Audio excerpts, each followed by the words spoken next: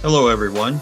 Welcome to the Safe House, brought to you by the SafeHouse Initiative. I'm Jeff Edwards, co-chair of the SafeHouse Initiative, and your host for today's podcast. Phishing is a term we are very well aware of, but what about long game phishing? Today, we'll explore this phenomena with a world-renowned expert on the subject, Roger Grimes. Welcome to the Safe House, Roger. Glad to be here. Hey, why don't you tell us a quick bit about yourself? I've been doing cybersecurity for 35 years plus, earned all these gray hairs if you could see me, and written 14 books and probably over 1,400 magazine articles on cybersecurity, and a lot of them about social engineering and phishing and long game phishing.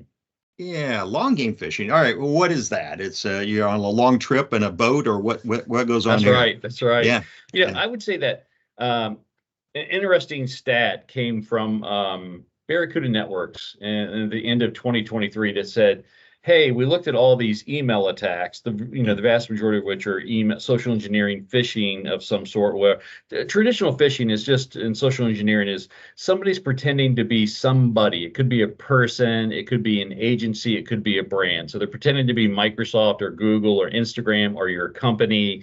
Or law enforcement or the IRS or something, or your best friend or a friend of yours or a partner or something like that, and they're doing that so that you will in them give more trust than you would if you knew that they were a young Nigerian sitting in front of a keyboard. Prince. Yeah. And they're trying to trick you into performing an action that is going to harm your own self-interest or your organization's self-interest. So clicking on a link, providing credentials, providing your social security number, downloading malware, giving up your MFA code or something like that. So traditional social engineering phishing it's somebody being a con man trying to trick you out of giving something that will allow them to get something of value from you or your company somehow. Usually 99% of it, I'm just making a setup, is related to financial crime of some sort, but it can also be they want to get information or something like that.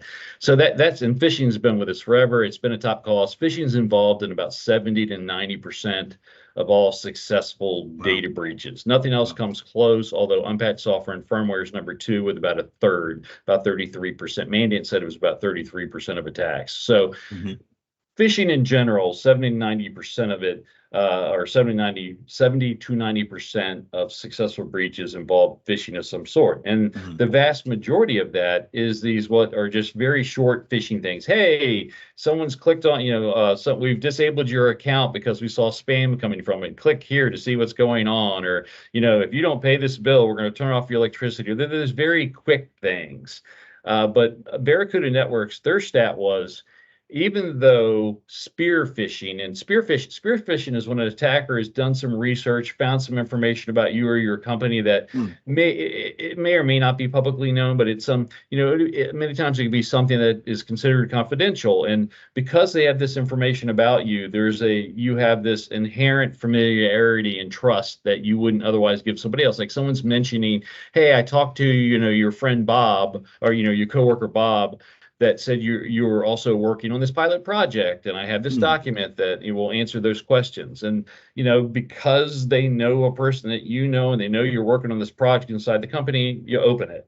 So that's a typical type of spear phishing. Is the attacker knew some type of information and was targeting you, either targeting your company, targeting a group you belong to, like VPs or senior management, or you. Spear phishing. So Barracuda Network said spear phishing was only 0.1%, or I think even less than 0.1% of phishing emails, but they are involved in 66% of successful data breaches. Not even 66% of email attacks, 66% of successful data breaches, 2/3 are accomplished by using spear phishing. That's amazing. And if you look at CISA, CISA is the Cybersecurity Infrastructure Security Agency at CISA.gov, CISA.gov. Awesome organization. They too say, hey, when we look at these attacks, these different ransomware attacks, a lot of them are successful because of spear phishing or long game phishing. I don't know if I made up the term long game phishing, but I do use it. I use long game to say, hey, it isn't this short stupid email with typos in it, where they're just trying to get this immediate fight or flight response that oh, I got to go to it. The long game phishing is we're going to take a much longer time to build trust. Because if I go, to Jeff, hey, can I have your bank account number? You're like, whoa, whoa, whoa, whoa. Especially if we've never met. Slow your roll. Yeah. Slow your roll. Yeah. Long game phishing is I find out that you have a hobby. Maybe you like flying. I'm just making this up. You like flying model airplanes. So I join model airplane groups, and I find that you're there, and I come on board and just act like I think you're the best thing since sliced bread. No, Jeff, you know so much about model airplanes. I can't believe you're model airplanes. And you do this for months. And then finally later, this person's like, hey, I found this cool document on this model airplane that you told me that you were interested in. And if, they talk about how you can make one yourself or something, you're like, oh my God, that's great. And you open it and they've trapped it with something. Long game phishing is just this longer, or, I got to tell you, the one that's still, there's a bunch. I've been subjected to, I've been doing computer security like you for a long, long time, but I write about it a lot, and I'm targeted by nation states all the time, Russia and China in general. So I am targeted by them all the time. I could have so many Chinese girlfriends if I wanted to. They're constantly trying to get me. But I see a couple that I'm like, I don't know if I'm a guy that spends 24/7 when I'm awake trying to fight social engineering and phishing attacks. I work for a company called KnowBe4 where we're trying to fight phishing attacks. I am one of the most knowledgeable people in the world in fighting social engineering and phishing attacks. There are some of these attacks that are so creative that I'm like, I don't know. And, give you an example of one. There is a cryptocurrency hardware wallet maker called Legacy. So you have cryptocurrencies like Bitcoin and Ethereum and all that stuff. And people know if you don't want to get your wallet stolen, you don't store it on your computer, you put it on this external wallet. And a lot of times it's like a USB key. It could be wireless or wired, but they're called hardware cryptocurrency wallets. And Legacy makes the best ones out, some of the best ones out there. They have many forms, but they're the most popular vendor. Well, they got compromised and their customer list was taken. And I think they're compromised because of a third party or something like that, but their customer list got taken. So everybody knew, and Legacy put out, be careful, there could be some scams coming because they now have the information that you're a customer and they may try to socially engineer you, and everything great. So everybody was really hyper alert and everything. Well, months and months went by, and then a bunch of victims got packages in the mail of real new Legacy equipment, replacements for their existing equipment as Legacy Nanos.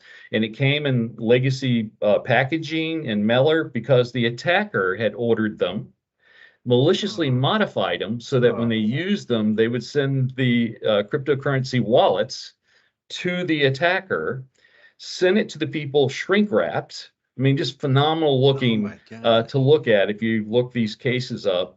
And it had a letter from the CEO. It was on the corporate letterhead, and it said, hey, as you know, we've informed you before that there is a previous compromise. They got the customer list, and through this, we've learned that there's a vulnerability that can only be fixed by replacing your hardware. We want to apologize. You're our most valuable customer. Here is a free replacement.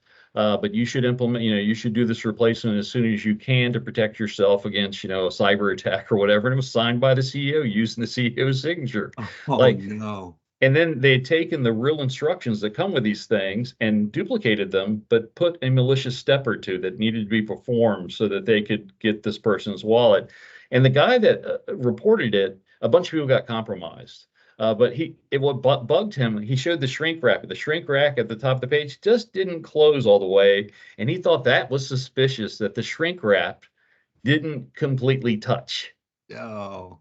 That was the guy that alerted the world to this attack. And I'm like, I just don't think that would have been what made me think, well, this is probably malicious. I mean, because they're expecting it. Or another case kind of similar, and it's cryptocurrency related, but a lot simpler, is FTX. They're the big cryptocurrency people that ended up being he got sold out. They got in some troubles. The CEO double spent their money in billion-dollar loans and stuff like that. But so they're being told their money was given to, I forget, some trusted cybersecurity vendors. It's off the top of my head, but let's gosh, oh, I wish I could remember. Let's say that it's Bob's computers, but their cryptocurrency was escrowed with Bob's computers by the court.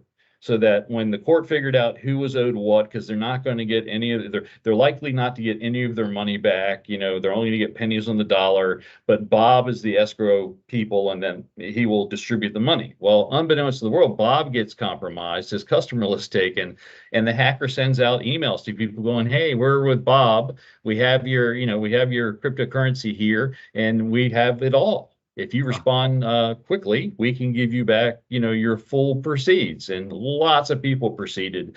Although some people said they also got like 10 of these, emails. So they figured out it was phishing just because of the sheer amount. But lots of people responded and they lost their currency. And then ironically, like months later, the U.S. government announces that everybody's going to get all their money back, because the cryptocurrencies involved had increased in value such that everyone's getting 100% of their money back now. Oh my God. Oh. But so these long game phishing attacks are just, maybe let me say one that it happened to me. A woman reached out to me on LinkedIn. She's actually still out on LinkedIn, named Eva Popke. And she in the past, I don't know whether she's Russian or Polish or whatever she happens to be. She's changed nationality over the years, but she's actually still out on LinkedIn. And she's claimed to be graduated from Harvard and all this stuff, all this fake stuff. I've reported her for false claims, but she once sent me a LinkedIn message going, and I worked for InfoWorld and CSO magazines for 15 years, up until 2019. But she sent me a LinkedIn message going, "Hey, I have some Russian clients that would like to pay you to just mention their products and the stuff that you write. You don't have to tell anybody. This is native advertising," she called it. "And they'll pay you handsomely. You'll get $1,500 to $2,500 a mention, and you don't have to say you like their products or anything. You just have to mention the company name or mention the product name, and it's $2,500 in your pocket." And I've got lots of people that do this. It's a way of doing it. And I said I had to go look up native advertising. It took me a while to research that. We didn't have GPT back then, but I find out that it really is this unethical practice of someone being paid to mention a company's name. And native advertising, I guess, in a good sense, would be me or you liking a product. And so we're like, "Oh, you should use this product." But being paid to do it makes it unethical. So I respond to her, "Hey, this is unethical for me to do it. But if you go, you should talk to the editor and, see if they'll agree to do it, because I can't do it. It'd be unethical for me to insert it into my columns and not tell my editors and people about it." Anyway, she came back, "It's not unethical, blah, blah, blah." She's all screaming at me and everything, but I just forget about her. Well, probably 2 or 3 years later, Wired Magazine does this wholesale takedown about all these cybersecurity authors that got caught taking payola from this woman. No kidding. That they had inserted, randomly different companies and that sort of stuff. And every article they ever wrote, even pre-payola, removed off the internet. And their careers are gone. They got caught taking all for what they thought was this thing. And I can't say I'm super, super ethical. I try to be ethical, but I'm glad that I had ethics enough to go, "Hey, this seems, unlikely." So I tell people, people can approach you to do things, and sometimes it becomes compromat, where this has happened to many people, where they went to good people, they got them in compromising situations. Sometimes it's sexual photos or like masturbation or something like that, and they're like, "Hey, I'm going to show this to everybody at your company if you don't steal this file for me, or if you don't insert this ransomware thing." So they get compromat on you, and that becomes something where you're this good person, but and all you did was do something. And even actually, tragically, I think something like 3 to 5 kids a year commit suicide over this. They get caught, and they're either caught naked they think they're sending pictures, these boys to and girls, they get caught to each other, or they get filmed by their camera. And then that person says, "I want more photos," or "I want you." They do it to influencers. They're like, "Hey, you must put my cryptocurrency scam on your influencer channel, or I'm going to release these naked photos everywhere." Right? "I've got your grandparents' names, I got your kids' names, and everything. We're going to send these videos to everybody unless you put my cryptocurrency, unless you tell them to buy this cryptocurrency scam." And what I'm surprised by is the number of influencers that had then said yes. like they are so scared of what's happened that they involve future people, other people that follow them as new victims. And I'm like, do y'all have no ethics? Like, but it must be a fear, Yeah. and an embarrassment. And again, 3 to 5 kids commit suicide a No year kidding. That's horrible. over these sexual extortion commands. So I actually counsel people saying, hey, listen, if you get caught doing something, masturbating or sexual, listen, it's terribly embarrassing. Even if they most of the time they don't release the videos to do this. Even if they do, you will get over it. You'll live. This is just a Yep. bad time in your life. Yep. And I also tell my best advice to people is like, my wife told me this a long time ago. She's a pretty smart woman. I'm glad I listened to her. But she said, every picture you take, everything you type on a computer, act as if the world will eventually see it. Yeah. And I think that's, so when this person was trying to compromise me into inserting these words into articles, I'm like, oh, one day somebody could see this message and they're going to know how I responded. Yep. Even though it was a private LinkedIn message, I Yep. responded as if the world could read it. Yep. I don't, I certainly don't send naked pictures of myself to people, but There's a comfort in that, Roger. There's a certain comfort in that. yeah. That's protecting both the sender and the receiver. But there are these longer game fishes out there where the person is just taking a longer. I get a lot of dating requests. I get people claiming to be kind of, think of it, I'm a presenter and I present 100, 120 times a year. I'm sure I'm a big deal in somebody's world, but I get a whole bunch of beautiful women, usually young Chinese women, that want to date me. They want to meet me at conferences. And let me say, possibly out of all the years it's been happening, maybe there's 1 or 2 that were possibly truly people that just liked me and thought I was confident and attractive, and everything. But most of them are not. And they're the vast majority of them, if not all of them, are some type of compromat spying thing. And people are always like, what you have all this? Yeah, my wife, I show my wife, I'm like, look who your competition is this week or whatever. It's and I've engaged some of them and they're like, oh, I see that you're having a talk in New York City. I would love to cook you spaghetti and have you come over to my house. And they're just doing these inappropriate reach outs and things like that.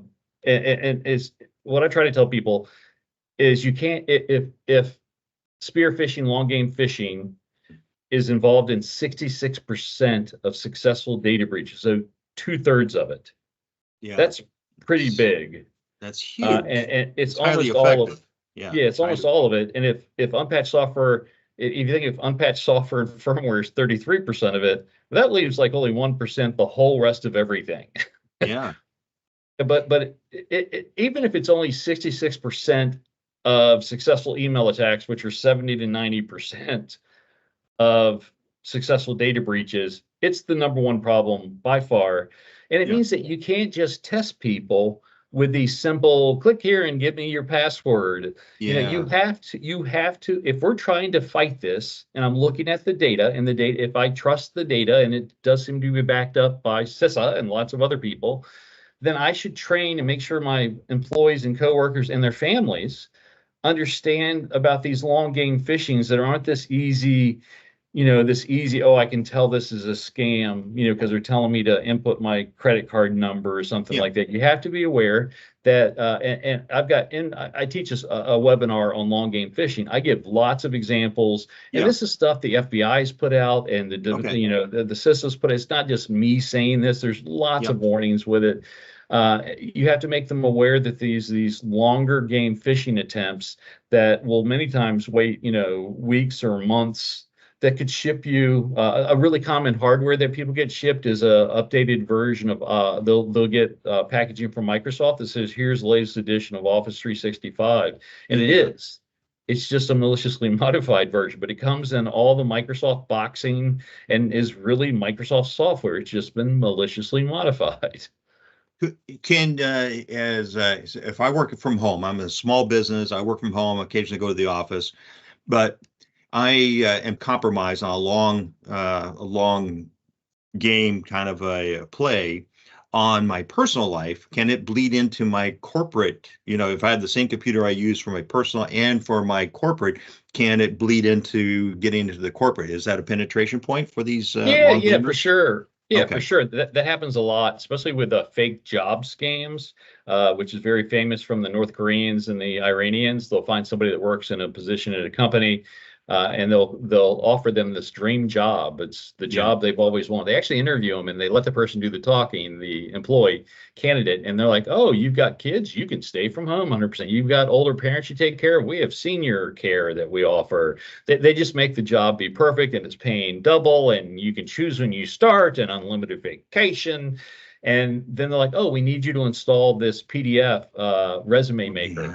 So that puts the resume in Yeah. there. So there's a personal attack where they'll say, "We need you to we need you to pay for your legal review, and if you pass it, you'll get all the money back," and they'll collect a couple $100. Or, "We need you to buy an iPhone or an iPad or something and ship it to our corporate offices so that we can put our software on it, and you'll be reimbursed as soon as we send it back to you." And they're just trying to get free iPads and that sort of stuff. Or they try to get you to download the Trojan, and then they break into the person's bank Yeah. account. They do bank key logging and steal the person's password. But a lot of times they're certainly trying to get to the employer. And there was one company that lost one. So the fake company made the dream job, and they faked this employee to install in the PDF resume maker, and they stole from the company $540 million. $500 million. Yep, over $500 million. And Oh, it's how North Korea and Iran fund. There's so many sanctions against them; they can't make money a yeah. lot of different ways. So they cybercrimes, offensive cybercrime is generate revenues and stuff. Or let me get another long game phishing was I got invited to present something, maybe as MFA at a Russian conference. Hmm. And they're like, "Hey, we've someone contacted me, said, it looks like you've done a really great, we love your talks. You're just so good. Would you like to speak here? All expenses paid. We'll pay for you and your wife to come for a week, and we'll take you to all these common tourist things, these things, Red Square and all this stuff, all expenses Oh, paid. yeah. But we would like you to give a talk for an hour." And they said, "Oh, many of your colleagues are coming as well, people that I knew, Bruce Schneier and some other people." And I was like, "Man, this is just fantastic." Who doesn't want a 1 week, expense paid trip to some exotic locale? I couldn't Yeah. wait to tell my wife about it. And like, "Okay, we'll send you the details later on." And they, a day or two later, I think I got an email, and they said, "Oh, I had to go sign up at the conference registration site." Went to it looked like a really nice conference site, and very normal. I do this sort of thing for a living 3 times a day. And it said, "Oh, you could log in, or you could log in using your Facebook, Twitter, Instagram account, or something, what's called open authorization OAuth." And I Uh, just happened to be researching OAuth hacks. And I just want to see the code that the website had used for OAuth, because it had more OAuth login. It was Apple ID, Facebook, Twitter, login, Instagram. Like, I'd never seen so many of them. I said, "Oh, I uh-huh. just want to see how they're representing that in the website." And so I opened the code, view source code. It was nothing OAuth related. It was all, No. and when I followed the links, they were just capturing your password, you know? So I was like, "Oh, okay." And I backed out. Well, you know, turned out it was CISA sent out, FBI, Department of Justice, CISA sent out alerts. They compromised many of my colleagues, Yeah. fell for the ruse, and I can understand why, because I was just this close to it. But thinking I was going to the conference, and let me say, I go to a lot of conferences a year, but in my life, every year or two, I get these offers to come visit South Africa, and we'll take you on a safari. You and your wife can visit, and it becomes this really kind of free, vacation. My first trip to Australia, I had to talk for 30 minutes. And this is a real life 30-minute talk at a real conference, and they paid for me and my wife to be there for a week. It does happen. So this, and the Yeah. person's telling me how great it was. You understand MFA better than anyone, and all this stuff. So, it's funny. I don't think that I've ever been compromised by a real world long game phishing attack, but I can Hmm. tell you that it has probably only been because of luck in a couple of instances. Like, if somebody had sent me that legacy, I think I shook a little bit, because I was like, I would have fallen for that one. Like, now that I know that there's these such things as hardware attacks, and they're going to, repackage the actual products and the actual boxes and wrap them in plastic again. Well, now you're aware, right? That's security awareness training. You're aware of what can happen, so I'm less likely to be compromised now. But if you've never heard of it, I Yeah. think, had I not heard of it, and that hacker had, I had that product, I didn't, but if I'd had that product, I'm pretty sure I would have followed the instructions and been happy because they were protecting me, not knowing that I was leading, to my cryptocurrency wallet being drained. So, Roger, what is the one bit of advice? Because this is we're awash with all this hitting us every day, pretty much. As I get emails all the time, and it doesn't smell right. You go to LinkedIn, there's a message, doesn't smell right to me, and I'm not anywhere near at your level. So, an average guy like me, what would you recommend to me? Say, okay, just keep an eye out for this, or do this. What are those things that you would do? Yeah, standard phishing is you get a message that you didn't expect to arrive in your inbox or on your phone. No matter how the message arrives, it was unexpected. Yep. You were not expecting it. And it's asking you to do something you've never done before, whatever that is, or at least for that sender. Those are what I tell people for all the regular phishing. Arrives unexpectedly, asking you to do something you've never done before. Slow down, verify it, some other trusted alternative method. Call the real phone number, go to the real website, whatever, before you do it. Call your boss, make sure you're supposed to go get gift cards. For long game phishing, that doesn't work because you've established this relationship with this person over time, usually. So what I would say, tell people is just recognize, familiarize yourselves, educate yourself with different types of long game phishing attacks. And number two, realize that even though you think you're establishing a relationship with someone online, that is talking to you, seems to be a friend or a flirty person or whatever, you don't really know those people. Yeah. Right. Those are virtual relationships, and they can be anyone. Anyone calling you, can pretend to be anybody. Anybody in the web can pretend to be anybody. And a lot of times they are who they say they are, or maybe they're just some catfishing person or some person that doesn't want you to know that they're this lonely person somewhere or something. I don't know. But, sometimes, especially if you're still working or you have money, it's somebody trying to target you, and they're trying to find out what's the weakness for you to put down the emotional barrier of entry. So you like Pekingese dogs or, hairless cats? So do I. And we develop this bond. That's what happens. That there are people, I'm sure, like you, there's people I've met online for decades now that I've never met in person. The reality is, I'm not, and let me say, these people, I consider them my friends. Well, a lot of times we really don't know, even like Zoom calls to this or something like that. There's fake Zoom calls now, right? Some guy sent a $25 million payment to somebody he shouldn't have, because the Zoom call with all of his team members was all AI faked. You can't trust Zoom calls so you're seeing somebody and then you talk to them and you think they're your friend or your lover or whatever. And let me say, when I talk to them, they're like, I was talking to my, boyfriend or girlfriend or this, and you're like, have you ever met them? No, but they have this. So that would be my advice. At least in those sort of long game phishing attacks, just to educate people that just because you meet somebody online for a long, long time doesn't mean that you have to be careful, because you don't really know who they are. And number two, just, remember, things can be used against you. Try to behave ethically. And I would say companies, make sure you always have ethical training once a year. And if you explain that these people have been compromised, that were then forced to do bad things, they were forced to do something they didn't want to do, you can avoid all of it just by being ethical all the time. Yeah. Oh, that's great advice. Wow. Roger, this has been fantastic. It really, your valuable insights and your valuable time, very much appreciated, and I know our audience does too at the Safe House. So thank you so much, Roger, and we'll be talking to you soon. Yeah, thank you so much for what y'all do. I really, since I've run into your organization, I can't tell you what a fantastic entity I think it is, and y'all are just doing a fantastic job. So keep at it. Thank you so much. Take care of yourself. Talk soon. That's our podcast for today.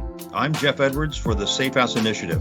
Thanks for joining us, and remember, be safe, be resilient, and be kind to each other. For more information on the SafeHouse Initiative, please use your mobile device to scan the QR code on the screen. Send us an email at safehouseinitiative.org@gmail.com, or visit us on our website, safehouseinitiative.org. We look forward to hearing from you.